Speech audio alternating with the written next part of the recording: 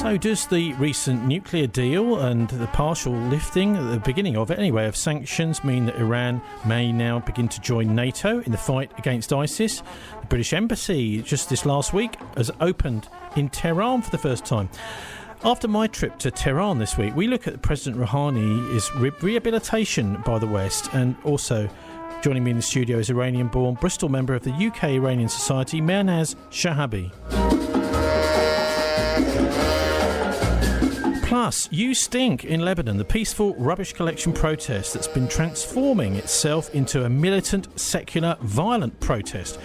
We hear from Beirut-based investigative journalist Andrei Vlchek, who's been talking direct to the demonstrators. With ISIS lurking close by, he's been looking into their role too in destabilising Lebanon. We begin with a look at Iran. I'm pleased to welcome from the UK Iranian Society Mehrnaz Shahabi to the studio. Hi Mehrnaz, welcome to the Politics Show. Hello, thank you very much. First of all, this I would imagine is making you quite happy, the rapprochement with Iran, the opening of the embassy and the signing of a nuclear deal. Is that the case? I think that it is a positive step for Iran and for peace. I'm very pleased that the sanctions, illegal and illegitimate sanctions on Iran, will be removed. And I am looking forward to a situation of relative normalization in Iran after years and years of active, chronic threat of war and sanctions, which have also impacted very negatively on democracy and human rights in Iran and the lives of Iranian people. I think that the nuclear deal, insofar as the sanctions are removed and normalization, and also recognition of Iran's right to nuclear enrichment, which was very important, it is positive. But I want to mention something about it. I think when commentators and analysts and politicians talk about this deal being a positive step towards peace, they are talking about the threat of nuclear weapons, Iran having nuclear weapons being removed, and the possibility of an attack on Iran. This is actually a lie, because according to the US intelligence agencies, since 2007, Iran was not making nuclear weapons.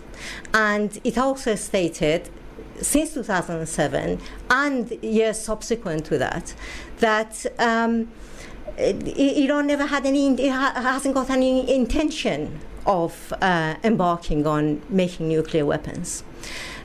So the way that it's presented to the public is actually distortion and lies. One of the things I remember was that the agency, the nuclear agency, was actually handed so-called evidence about Iran's nuclear weapons program, which was actually manufactured by the Israeli intelligence service, the Mossad. Absolutely, yes. And in fact, I'm glad that you mentioned that, because one of the negative aspects of the deal that quite a lot of Iranians are worried about are, for example, the snapback sanctions and mechanisms of snapback sanctions, according to which if there is a suspicion about something in Iran, some sort of something that Iran shouldn't be doing, and it doesn't reach a resolution with the IAEA, then that goes through a commission. If it doesn't reach a resolution, I think within 24 days, it goes to the Security Council, and the sanctions can be, United Nations sanctions can be put back on Iran again. And we know that Israel and the United States are very capable and have been manufacturing false flag operations and lying about Iran's nuclear program, and manufacturing, fabricating evidence. And I think they are very capable of doing that in future. On another level, they're very different societies, British society and Iranian society. One of the things I noticed when I was over there earlier this week was the amazing... it seems that the whole thing of personal integrity is more valued over in Iran. I went in, for example, into a bank to try and change some money from pounds into the Iranian currency. I went into this bank and the guy didn't know me from Adam. He said, well, actually, yes, you can change your money here, but if you go down the road, you can get it changed at a much better rate. So why don't you go down there? And this sort of... I was quite amazed that someone would put the making money out of me so low down their priorities. They seem to think, well, I'm just going to be honest with you. And I was really impressed with a lot of the sort of culture. But anyway, as someone that's been spent a lot of time in both countries, Mehrnaz, what's your impression of the difference between the British culture and that in Persia, Iran? Well, I think that Iran has been demonized so much in the past, I don't know, since the revolution really, but particularly in the past sort of 15 or so years, that I'm not surprised that you see some sort of nice, honest interaction in Iran, and it surprises you because of the degree of demonization. Well, what it surprised me was it's different to Britain. I think if you went into a bank in Britain and tried to change some money, they wouldn't say, if you go to the bank next door, you'll get a better rate. They'd take take your money and run, wouldn't they? Maybe yes, maybe no. I think that both societies have their good people and bad, dishonest people. But I think that perhaps people in Iran are sort of less formal, and it's something, so it's a cultural difference. Yes, it definitely, I would say less formal, definitely. It's a little bit rough around the edges, Iran. Maybe if I think my impression was beneath the surface people are more genuine maybe, but on the outside things aren't necessarily all clean and tidy. I suppose you'd expect that in a country that's been through a revolution. But anyway, getting down to talk more about what we're here to talk about, what about the embassy? What does that actually mean for you and cultural exchange, travel, that sort of thing? Is it important that the embassy is opened in London, the Iranian embassy in London and the British embassy in Tehran? Oh, absolutely. I am pleased that the embassies are open. Firstly, it makes it much easier for the Iranian community here and their spouses and children to go back and forth to Iran. And the cultural contact, I think that it normalizes the situation and reduces the false impressions and distortions and demonization of Iran. It is very interesting because that really shows in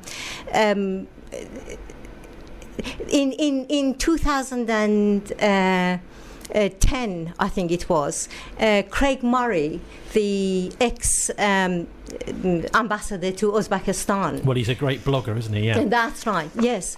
He exposed meetings between Adam Verity, Israeli lobbyist, William Gold, who was British ambassador to Israel, and Liam Fox, who was the then defense minister.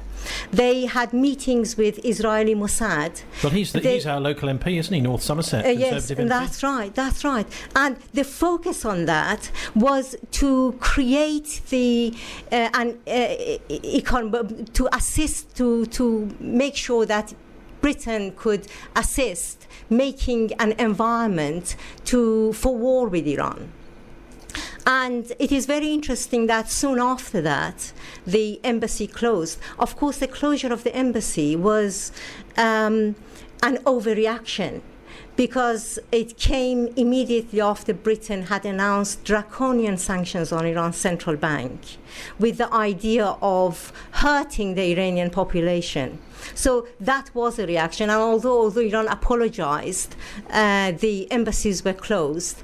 And now, something very interesting in relation to that was that the US congressional report of October 2011 actually refers to this, that they say that the report says that the aim should be to cut diplomatic relations between European governments and Iran. Air flights between Iran and European countries, closure of embassies, going alongside European sanctions and isolating Iran.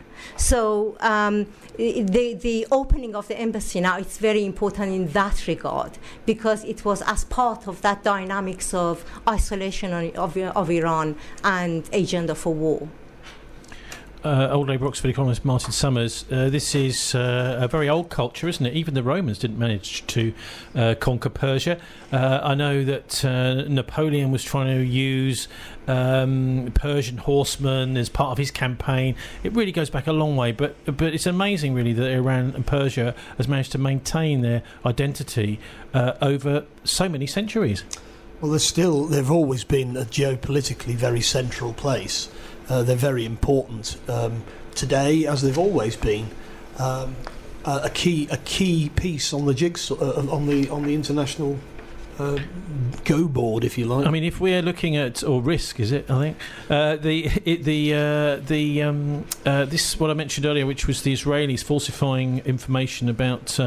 That is the Israeli intelligence services falsifying information about the Iranian nuclear program, then handing that handing that to the IAEA. I mean, it does imply that the Israelis have really got it in for the Iranians. Why is that? For any objective view, there is no evidence whatsoever that the Iranians have been trying to develop nuclear weapons. There's simply none. There's no. The Ayatollah Khomeini himself said we're not interested in nuclear weapons. But I mean, yes, there is a fatwa against production and and of course that's quite rational from their point of view. Can I just say something here? Because the British Magnox nuclear power stations, when we started nuclear power, one of the main drivers of it was so we could get enriched uranium and plutonium to make nuclear weapons. Yes, and of course there is a question mark, a big question mark, over whether nuclear power is actually a viable in a free market economy.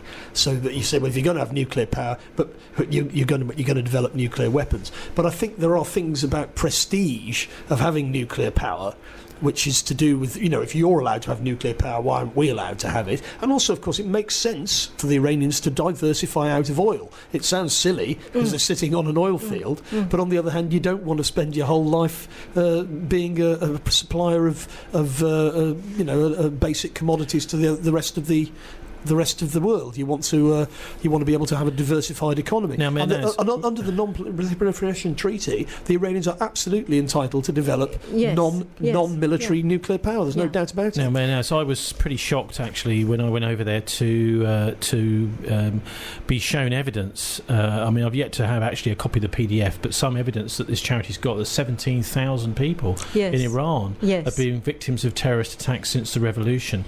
One, not least of which, I think it was in 1981, the entire government was blown up in a terrorist attack. Just tell us about this, because this is something we're told over here that Iran, the mad mullahs, if you want, are the great sponsors of terrorism. But actually, the reality on the ground seems to be the opposite, which is really frustrating. That there are actually 17,000 people in Iran have been killed in terrorist attacks against the country. Well, Iran, as a punishment for the 1979 revolution and becoming an independent country, has really been the victim of state-sponsored terrorism by the West, mainly from the United States and Israel. Now, in 1981, I mean, the hypocrisy here is something to take note of, that the Iranian cabinet was... there was an explosion, a bomb explosion, and Iranian cabinet was murdered. The assassin, someone called, I don't remember his name now, Kolahi. Someone called Kolahi, who was a member of the MKO, MKO Mujahideen Khalq, was identified. He escaped to France and was never extradited. Now, MKO had been killing. So this terrorist is just walking the streets of France. Absolutely. And in June, again, Mujahideen, MEK, killed the Iranian Prime Minister at the time. and Bahonar, and the president Rajai, and the Europeans and America, of course, the MEK was for many years recognized as a terrorist organization. But then I think it was in 2009 that it was removed in Europe from the list of Europe's terrorist organization, and later in the United States. Martin, so the hypocrisy is amazing. Martin, it's an incredible toll of people, politicians, nuclear scientists, ordinary people caught up in these blasts, 17,000 people to have been killed. What's at the heart of this? Why is the West and Israel so in a way, fearful of the Israeli regime? Why do they hate them to such an extent that they need to run such a massive terror campaign inside Iran, killing so many Iranians? Well, as Mehrnaz pointed out, it's revenge for the revolution in 1979.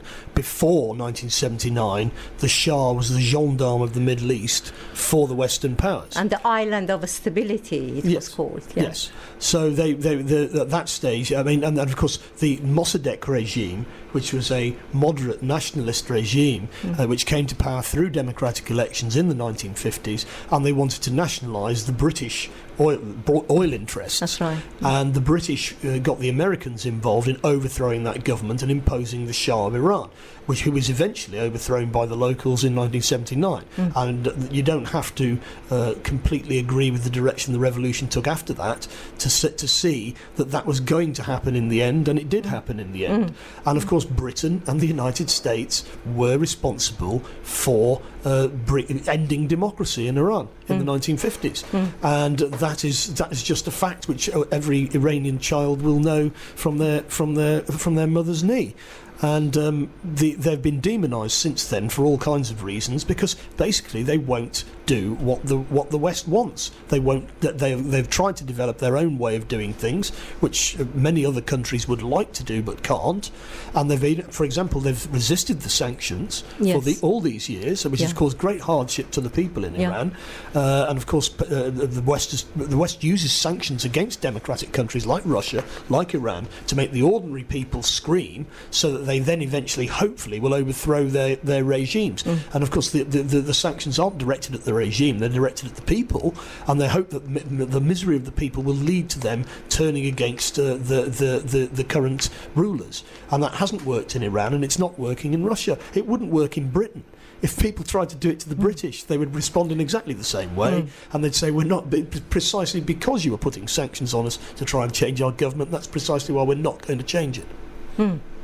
Yes, I mean, as part of this 17,000 victims of terrorism in Iran, conducted by the West. I mean, there are, as Martin mentioned, Iranian nuclear scientists and great numbers of Iran's military personnel, citizens, and revolutionary guards that have been killed. And the West has been, through its covert operations, actually assisting terrorist groups inside Iran and fomenting separatist groups, terrorist groups conducting terrorist activities. In fact, Seymour Hersh wrote an article for New Yorker in 2007 referring to that there was a presidential finding in 2010 that George Bush asked for $400 million to conduct covert operations in Iran. And of course, you can imagine that the impact of that on Iran's internal situation, the state of fear and terror and democracy and human rights in Iran. One thing I did notice was Facebook is censored there, and Twitter, which I found a little bit.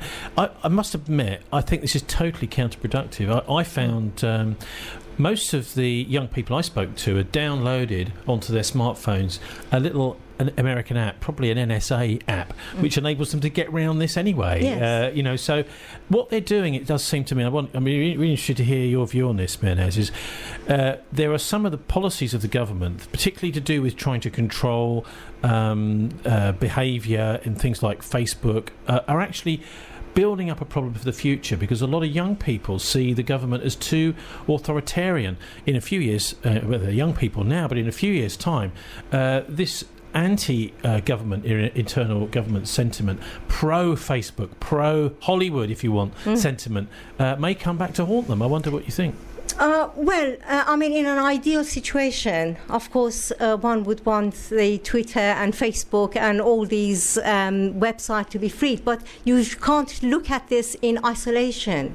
We know that there is a context to that. Where is Facebook coming from? Where is Twitter coming from? What functions do they have? But I mean, just one example. For example, I went round to one of the museums. We were at this conference. I wanted to tweet some photographs of what was going on to other people, and wasn't able to. We weren't even able to take cameras into the conference, so we couldn't take pictures, and we couldn't, as journalists and academics from all around the world. Actually, we were pretty much from every continent there.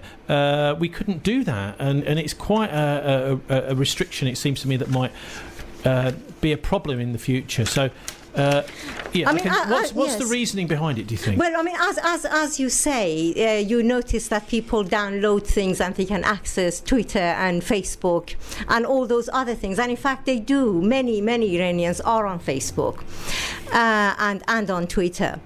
But let's not forget that Facebook and Twitter have been instrumental in color revolutions in Eastern European countries and in the Arab Spring. There is this fear of that. Yeah, of course. In fact, I wanted to mention something about there is a guy called Michael Einstadt, who is the senior fellow and the director of the Washington Institute for Military and Security Studies. Now, in 2010, he says that an untapped source for the U.S. operations against Iran is using a communication campaign and changing the psychological environment in Iran through this communication campaign. So you can and create the circumstances to make Iranian government paranoid. You can see how they are playing. They seem to have succeeded at that,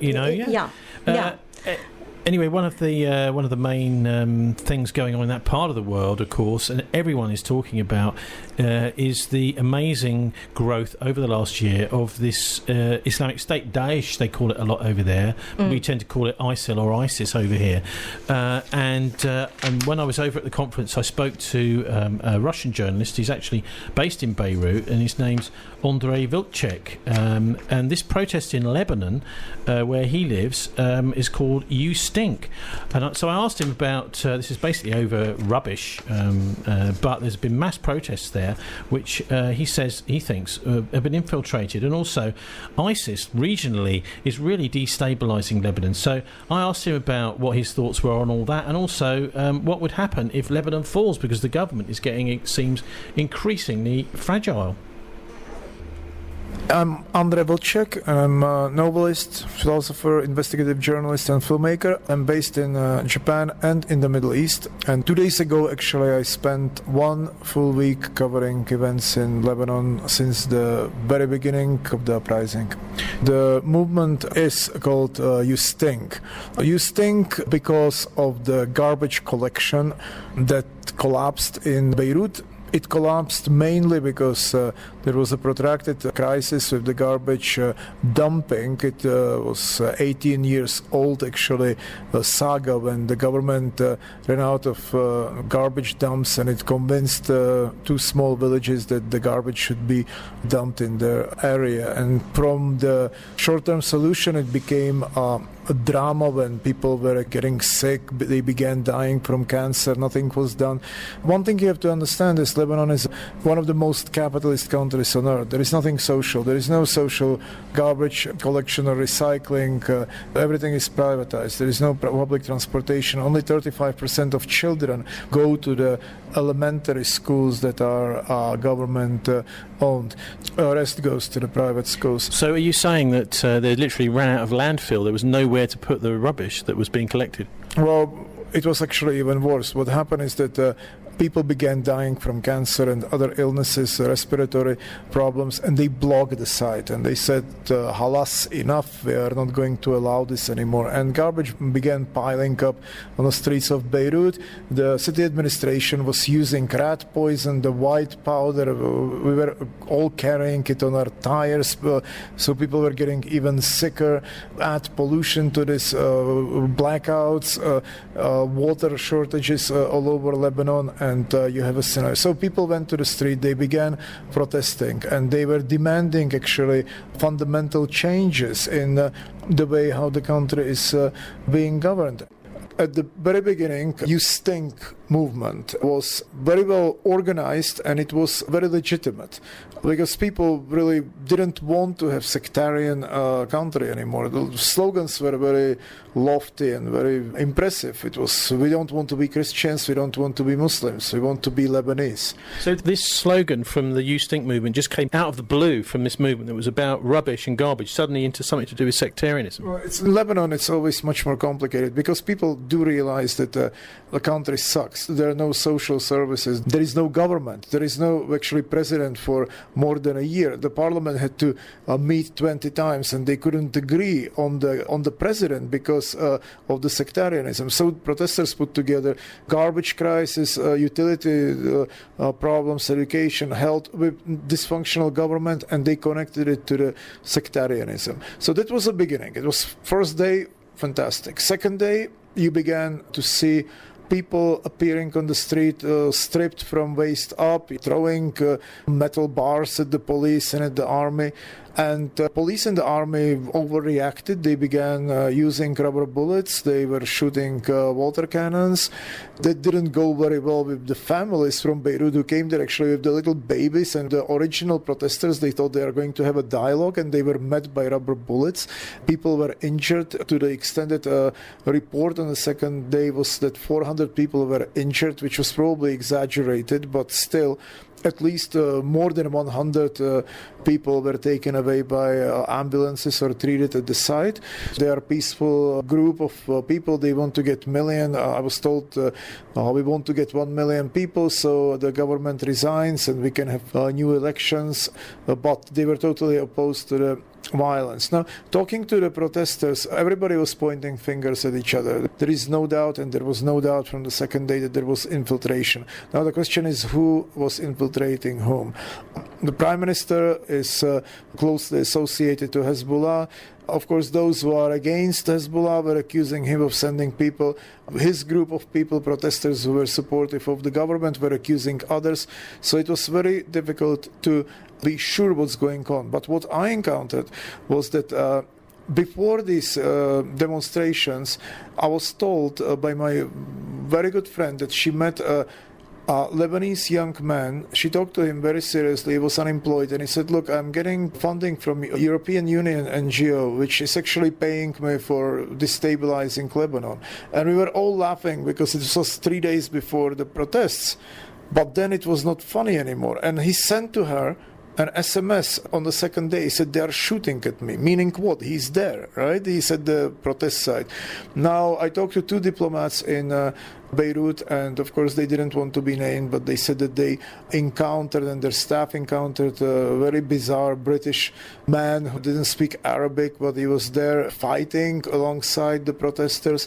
So there were all sorts of accusations flying back and forth. Now, Lebanon is always full of speculations. There are horrible scenarios that were predicted that could happen, that the West, which doesn't like Hezbollah is fighting ISIL, Daesh in the north of the country. ISIL wants to establish the caliphate close to Tripoli, so it would have access to the sea. So one of the theories was that if there is a huge protest going on in the center of Beirut, the Lebanese army would have to interfere, meaning withdraw from the fighting with Daesh, and Hezbollah would probably also have to go to Beirut, and that would create the vacuum.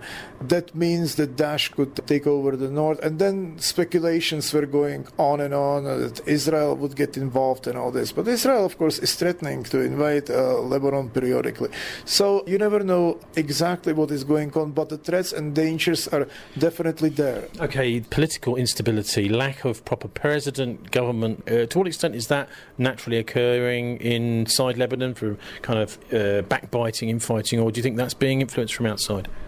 Lebanon, it's a bizarre economic structure is partially to blame, and that comes from outside. Also, ideologically, it's a place that you could hardly find anywhere else in the world. It was a kind of ideological bastion of the West, because the American university is there. As I was told by one of the professors there, almost every dictator, almost every ruler from the Gulf is educated there. And he added, and those who didn't get educated there are dreaming about getting educated there. So that's one thing. So ideologically, this is a stronghold of the US and the UK. Second thing, during the destabilization of Arab Springs, the workshops that the West was running to indoctrinate the young kids who were going back to Egypt and elsewhere were held in Lebanon, in Beirut. So this is very dangerous, because obviously my conclusions that I wrote for RT, for Counterpunch, for Telesur, is that most likely the original protests were genuine, but it is extremely difficult for genuine protesters to maintain their purity of the movement. You know, that at some point they will be infiltrated in the country like Lebanon, where there is such a huge presence. ISIS is a bit of an enigma. Who's really in charge? I was investigating it in the cities of Hatay in Turkey, where the refugee camps were served as training camps by NATO, but Turkey and by US. Turkey is a NATO country, of course. RAF base in Adana, and which is also used by the United States Air Force, and Turkish Air Force was allegedly also used for that, and so were the camps in northern Jordan. So the West is behind it, according to most of the analysts in the Middle East. And from my investigation, yes, I have to confirm that I believe that the West was involved. Now, Hezbollah, which is the only social force in Lebanon and the only force which is willing to go across the sectarian lines, because they also incorporate Christians, Hezbollah is locked in a dogfight, in epic battle with ISIS. They already lost more people than they lost during the fighting Israelis during the Israeli invasion. So right now, Hezbollah is the only force that can stop ISIL, because the Lebanese army is dysfunctional. It's torn, and it's receiving funding from left and right, and training from left and right. The recent supply of arms came from France, but it was paid by Saudi Arabia. Personnel of the Lebanese army is trained in the West, in the European Union, and in the United States. So it's not really trustworthy force. So Hezbollah is the only force that can stop, and is stopping so far ISIL or Daesh. And Hezbollah is closely affiliated or closely linked to Iran. So obviously the West is definitely not happy about A, the link, B, that it's a social movement, and C, most likely that it's fighting Daesh. ISIL is a very complex organization. I was 6-7 miles from Mosul in November with the Kurdish battalion commander, and even there, going there from Erbil, I couldn't grasp really what is happening inside. Although I interviewed people on the phone from the Kurdish people who had relatives in Mosul, it was very difficult. But what I can say is that the entire conflict is propelled by the West, because the 6 or 7 miles from Mosul, the situation was such that Daesh bombed the bridges, they took over the city. ISIL was trained, supported by the West. The second force was a Kurdish army, and those people, the battalion commander was telling me that he was trained for 6 years in UK and for 1 year in the United States openly, and that all his men were trained. And so third force was involved in bombing of the villages, a total disaster at this border, so-called border, and that was the US Air Force. And they actually, so you had 3 forces directly linked to the West, so I don't really know how to interpret it in other words than actually the West is fighting itself, or it's playing war games. So we were there on the destroyed bridge, and ISIL or Daesh were a few kilometers away. They saw us. I mean, there was a Kurdish command, and there was me, foreigner, and there were land cruisers of the Kurdish military. and they were shooting some mortars all around, but not near to us, and I didn't feel unsafe. I felt that there was some sort of the deal made between the Kurdish forces that were supposed to liquidate them or fight them and Daesh and the US. You know what, it almost sounds like theatre. It was, that's how it felt. But the real victims, and I have photos of this, and I published it all over the world, were the villagers, because these villages were totally ruined. I mean, they were hit by the smart bombs, by drones and all this. And then I asked the commanders of the Kurdish force, and I said, look, how many people died there? And they began swearing to God that nobody was killed. I said, I know what I can identify when the village is razed. So it's totally Kafkaesque situation in former Iraq. You wouldn't believe over there. It's not only Daesh. There is also total destitute in the Kurdish part of Iraq, which is promoted by the West as a success story. I saw people, villagers, and I photographed them picking up the roots on the main square to cook something to eat because they had no food next to the oil refineries and Turkish road tankers that were taking oil out of that area. It was absolutely unbelievable. I talked to the people who had houses overlooking oil refineries, and that's not only like 10 kilometers or 15 from the line with Daesh. Right? And I was talking to the local people, and they said they got no compensation from land grab by the oil refineries. I talked to the school teacher who said that there was absolutely nothing that was going to the education from all this oil. So it's absolutely Kafkaesque situation. And then you have refugee camps. But refugee camps for whom? For Syrians. Not for people from Mosul, but for Syrians. And I talked to them too, close to Erbil. People told me that refugees are actually screened, that they have to say that they are against Assad, otherwise they would be sent back. And they are interviewed. So I confirmed and reconfirmed this, and this is the case. So the entire Iraq is ruined. And then I was in Erbil, one of the oldest citadels in the world. Erbil is one of the longest inhabited cities in the world. And I was talking to the old scientist from Iraq, whose university was destroyed just 2 weeks earlier by Daesh. And he was crying, he was sitting there, he was showing me on his smartphone all the photos of his students, and he said, my university is no more, and basically the West destroyed my country, there is nothing anymore. He said, all this Daesh, it was created by the West, and they ruined my country, and I'm a refugee now in my own land, and I'm a former scientist. So from Lebanon to Syria to Iraq, there is almost no Middle East anymore. It's a disaster. And so if Lebanon now falls, probably it's going to be another horrific catastrophe, because it is not only Lebanon as such. There are 2 million Syrian refugees in this tiny country at this moment. So imagine what would happen if Lebanon would fall. So by no means it should be allowed to fall. That's Andrei Vlchek, investigative journalist there, speaking to me in Tehran, actually, earlier this week. Martin Summers, one of the poignant things he said there is that the whole of the Middle East seems to be collapsing, effectively. That's what he's saying. Iraq absolutely had it. Syria going downhill fast, and Lebanon maybe following suit. Well, yes, it's extremely distressing and upsetting situation, and it's having all sorts of ripple effects on even in poor old Blighty, where people are getting upset about refugees might turn up on their doorstep. What about his point, though, about these three forces that he encountered in Iraq near Mosul, where you've got the ISIS, who he's saying were originally anyway propelled and armed by the West through the supporting the Libyan armed uprising, and the so-called moderate rebels in Syria. Then you've got the Kurdish force, these guys saying they were trained here in Britain, probably at Sandhurst, and then the third force being the US Air Force, who's then bombing the villages. Well, it sounds like theatre. He says war games. Well, it is a theatre. ISIS or Daesh or whatever you want to call it is very much a creation of Western intelligence services and the Saudis. I don't think there's any doubt about that in the Middle East. All serious people know that that's the case. It's very frustrating when the media in Britain, for example, continuously holds them up as a terrible bogeyman that we've all got to hate, without pointing out that in actual fact they were trained by our own special forces in places like Jordan and Turkey. And as I said said in the first hour, Roland Dumas, the former French foreign minister under Sarkozy, went on television in France a couple of years ago.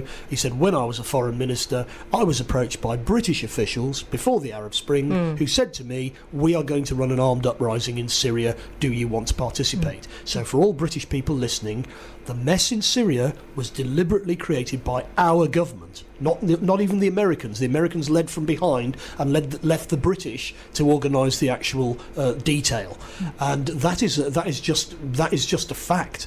And at the same time, we're being told that we've now got to lose our civil liberties, and people are not allowed to express their opinions because they're all being radicalised by ISIS. But ISIS is being trained by SAS, and that's just a fact. And most people in Lebanon will know these facts. Well, he mentioned, but people in Bristol may not. This is why we have our programme. He mentioned that ISIS were being trained in Turkey and Jordan. Indeed, and Turkey and Jordan are our allies, and it's quite certain that British military personnel will have been involved in these. They certainly were involved in Libya. The Libyan Islamic Fighting Group were unable to remove Gaddafi, even with air support. So British and French special forces were taken in to make sure that the job was done.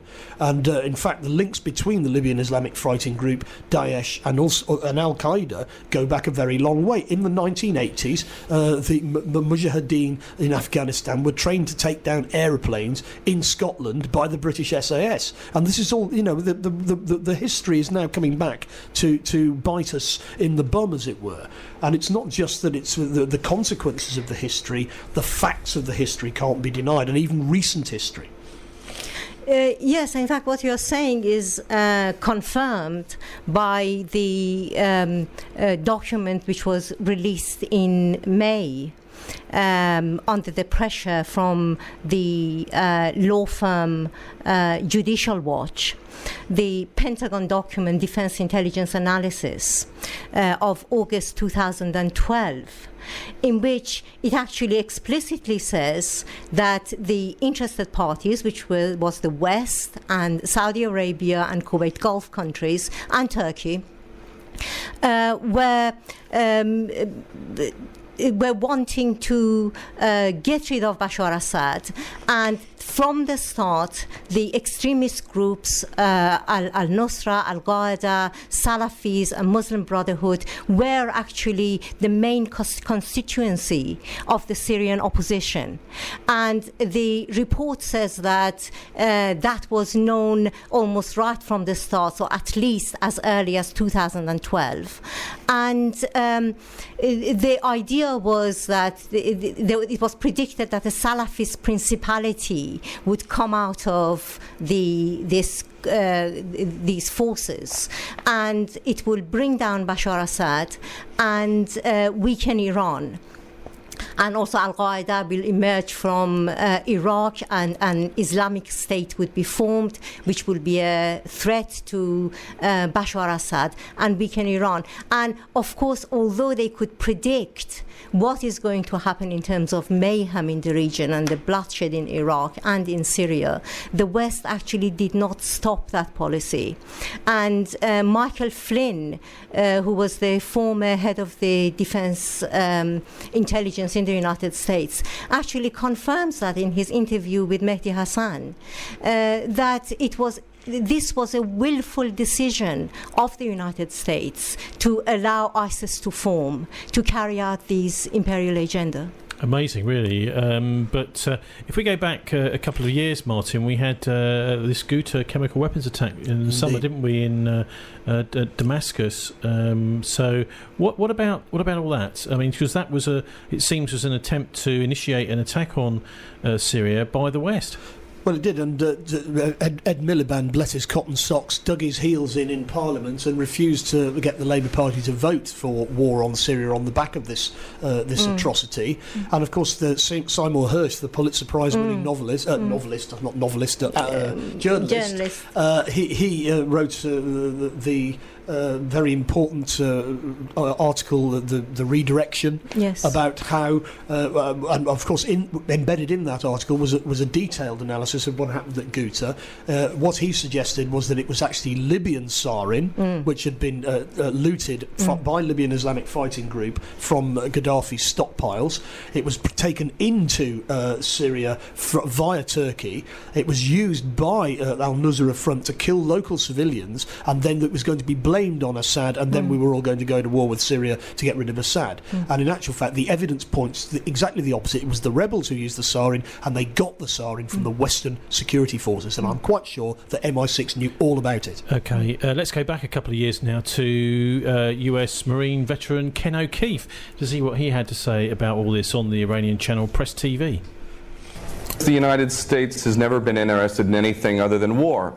The United States is in a perpetual state of war because the bankers control the politicians, and they read the script as given to them by the banksters, and they make huge amounts of money off of this. What this gentleman is saying about the United States not wanting war, not wanting to get involved, is like Iraq 2.0. It's a repeat of the same rubbish that was said, oh, we don't want war, war is a last resort. That's absolutely untrue. It's a lie. Those that are in government are nothing more than prostitutes who are carrying out the orders of those who are in charge of them, and those that are in charge want another war. And part of that is what we discussed earlier, the Greater Israel Project, to destabilize any Arab regime which might have any kind of autonomy and self-determination. Any regime in the Arab world that is not an absolute puppet cannot be tolerated. And who are the nations that we target? Those that are not puppets. We don't target those like the Saudi regime, which is the biggest human rights violator in that region. It's cutting off people's heads in public, cutting off hands. It is the most grotesque regime on the planet, and yet we give that regime weapons, and it's no problem whatsoever.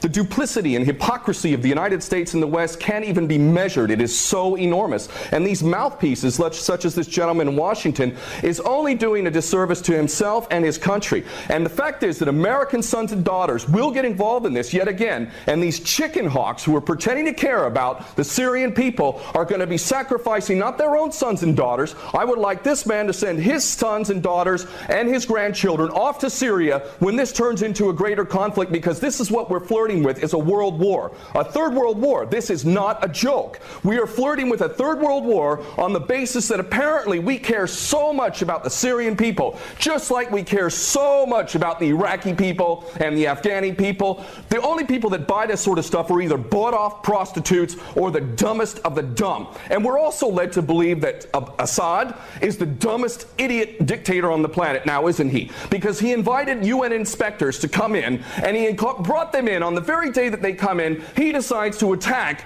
his own people 10 miles away from where the inspectors arrive. This is beyond ridiculous, and the only people that buy this, again, are bought-off prostitutes or the dumbest of the dumb. They don't intend for limited strikes, and that's not going to do anything. They want to go in full scale. That's the plan. Of course, they'll use pretext to be able to justify the initial attack, and then they'll concoct more things to justify a greater involvement. The Daily Mail reported here in the UK, and it's commonly understood to those who are paying attention, that defense contractors, leaked emails from defense contractors proved that there was already an approved plan from Obama down to give these psychopath terrorists, al-Nusra Front, chemical weapons. We know that al-Nusra Front, 12 individuals in Turkey were caught with 2 kilos of sarin gas. Where did they get that from?